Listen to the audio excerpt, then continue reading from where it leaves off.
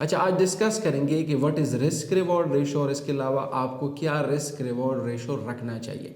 First of all, risk reward का मतलब ये है कि फॉर एग्जांपल मैं एक ट्रेड लेता हूँ $20 का और मुझे लगता है कि अगर मैं ये $20 का लॉस है लेकिन $20 का प्रॉफिट है तो इट इज़ 1:1 ट्रेड, यानी मैं $20 रिस्क कर रहा हूँ टू गेट $20।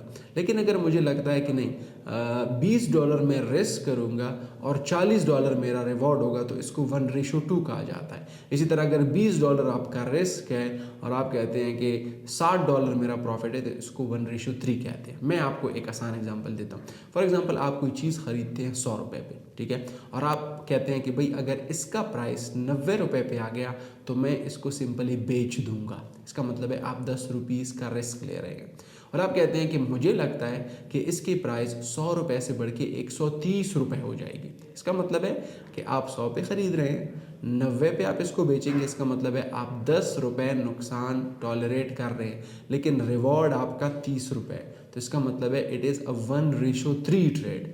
आप ₹10 रिस्क कर रहे हैं और ₹30 आप रिवॉर्ड ले रहे हैं।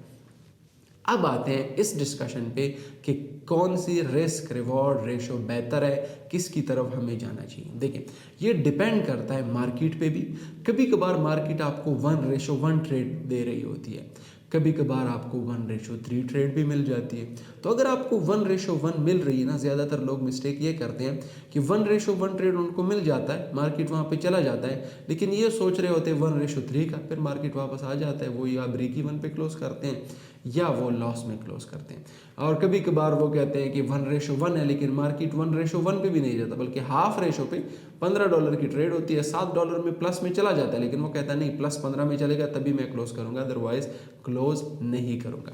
इसका आसान मैं आपको एक एग्जांपल देता हूँ। फॉर एग्जांपल, मैं आपको कहता हूँ कि कल सूरज नहीं निकलेगा या कल बिल्कुल दिन होगा नहीं।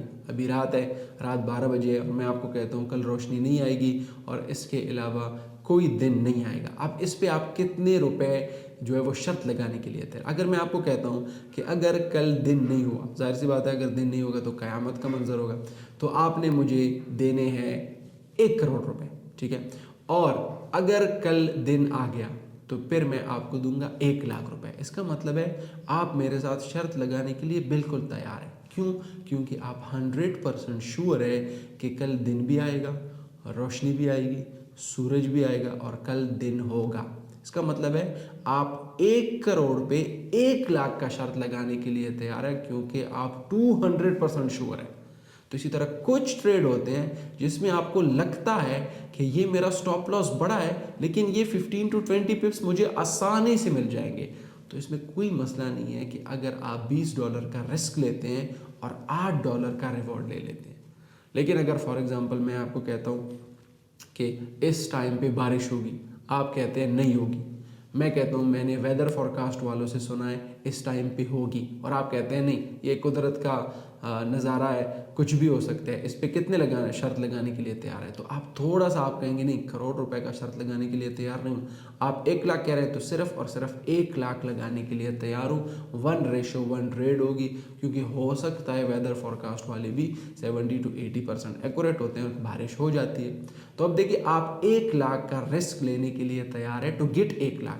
वहां पे आप 1 करोड़ का रिस्क लेने के लिए तैयार थे टू गेट ओनली 1,00,000, क्योंकि वहां पे आप श्योर थे और यहाँ पे आप श्योर नहीं है। तो ज़रूरी नहीं है कि आपने हमेशा 1:5 ट्रेड करना है, हमेशा 1:10 ट्रेड करना है। सिंपली कभी कभार आपको 1:1 ट्रेड भी मिलेगी, कभी कभार आपको 1:3 ट्रेड भी मिलेगी, कभी कभार आपको 1:1/2 भी आपको मिल सकता है। जो भी आपको मूवमेंट मिलती है, आपने क्वालिटी ऑफ ट्रेड को समझना है।